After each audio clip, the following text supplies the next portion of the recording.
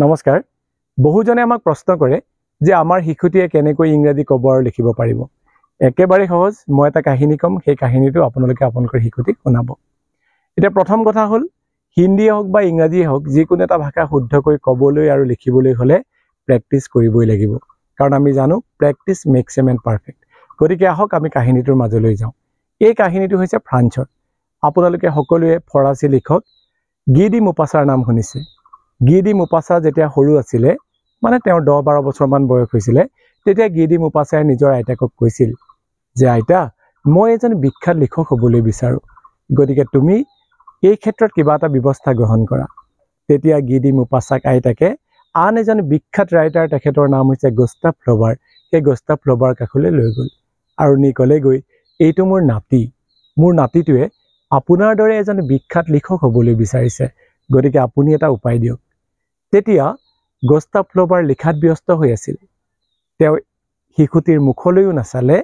বা মূৰ তুলি তেওঁ নাচালে আৰু টেবুলৰ পৰা এখন কিতাপ ললে কিতাপখন লৈ লৰাটিলৈ আগবঢ়াই দি কলে এই কিতাপখন তুমি লৈ যোৱা আৰু কিতাপখনত কি আছে হেয়া তুমি পঢ়িবা আৰু এক মাহৰ পিছত আজিৰ তাৰিখতে তুমি মোৰ কাষলৈ আহিবা আৰু মোক তুমি ক'ব লাগিব কিতাপখনৰ ভিতৰত কি আছে গি ডি মোপাছাই ঘৰলৈ কিতাপখন লৈ গ'ল আৰু কিতাপখন নিয়াৰ পাছত তেওঁ পঢ়িবলৈ যেতিয়া কিতাপখন মেলিলে তেতিয়া তেওঁ দেখিলে সেইখন ফৰাচী অভিধান আৰু তেওঁ সেই ফৰাচী অভিধানখন পঢ়িবলৈ আৰম্ভ কৰিলে হাতত কিন্তু সময় তেওঁৰ মাত্ৰ এক মাহ সেই কাৰণে তেওঁ কি কৰিছিল নিজৰ ভৰিকেটা বিছনাৰ ধামত বান্ধি লৈছিল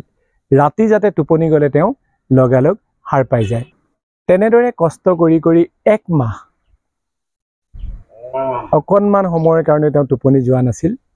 আৰু সেই এক মাহৰ ভিতৰতে গোটেই ফৰাচী অভিধানখন তেওঁ মুখস্থ কৰি পেলাইছিল তাৰ পিছত এমাহৰ পিছত যেটো তাৰিখ নিৰ্ধাৰণ কৰি দিছিল গুস্তাভ ফ্লবাৰে সেই তাৰিখতে আইতাকৰ লগত গি ডি মোপাছা গৈ উপস্থিত হৈছিল গৈ গুস্তাভ ফ্লবাৰৰ ঘৰত আৰু গুস্তাভ ফ্লবাৰক তেওঁ হাতজোৰ কৰি কৈছিল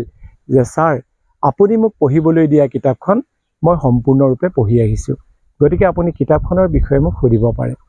তেতিয়া গুস্তাভ ফ্লবাৰে কিতাপখন গি ডি মোপাছাৰ হাতৰ পৰা ললে আৰু লৈ কিতাপখন তেওঁ যেতিয়া মেলি চাই তেওঁ হতবাক হৈছে কাৰণ গুস্তাভ ফ্লবাৰে সেই কিতাপখন গি ডি মোপাছাক যেতিয়া দিছিল তেওঁ কিতাপখন চোৱা নাছিল আৰু তেওঁ মনতে ভাবিছিলে এইখন এখন উপন্যাস নতুবা সাধুৰ কিতাপ গতিকে অকণমানিটোৱে এক মাহৰ ভিতৰত ইয়াৰ কাহিনীটো পঢ়ি আহিব আৰু কাহিনীটো মোক ক'ব তেতিয়া গি ডি মোপাছাই অনুৰোধ জনাইছিল গুস্তাভ ফ্লবাৰক কিতাপখনৰ ভিতৰত কি আছে আপুনি মোক সোধক স্যাৰ তেতিয়া গি ডি মোপাছাক গুস্তাভ ফ্লবাৰে কৈছিলে তুমিয়ে কোৱাচোন কি আছে তেতিয়া গি ডি মোপাছাই এটাৰ পিছত আন এটা শব্দ তেনে ধৰণে প্ৰতিটো শব্দৰ অৰ্থ কৈ যাবলৈ ধৰিলে সেই শব্দৰ অৰ্থবিলাক যেতিয়া একেৰাহে গি ডি মোপাছাই মাতি গৈছিল তেতিয়া গুস্তাভ ফ্লবাৰৰ ধাৰাখাৰে চকুলো বৈছিল কাৰণ তেওঁ আচৰিত পাইছিল যে এক মাহৰ ভিতৰত কিমান কষ্ট কৰাৰ বিনিময়ত এই অকণমানি ল'ৰাটোৱে গোটেই অভিধানখন মুখস্থ কৰি আনিলে আৰু তেওঁ দুখ পাইছিল অন্তৰত এই কথাটোৰ কাৰণে যে এই এক মাহত অবৰ্ণনীয় কষ্ট গুস্তাভ ফ্লবাৰে অকণমানি ল'ৰাটোক দিয়া যেন অনুভৱ কৰিলে এই কাহিনীটোৰ পৰা আমি এটা কথাই শিকিলো যেতিয়া আমাৰ শব্দৰ ভাণ্ডাৰ মন মগজুৰে ভৰি থাকিব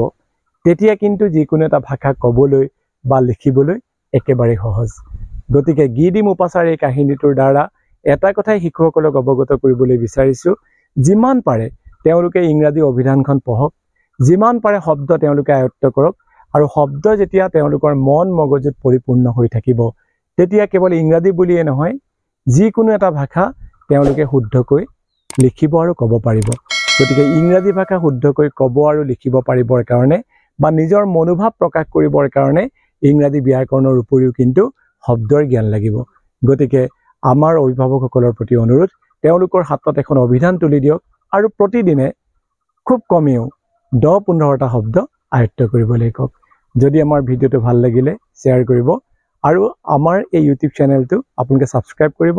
আৰু বেল আইকনটো দবাই নটিফিকেশন অল কৰি ৰাখিব যাতে আমি আপোনালোকলৈ আগবঢ়োৱা প্ৰতিটো ভিডিঅ' আপোনালোকে পায় থ্যাংক ইউ সো মাচ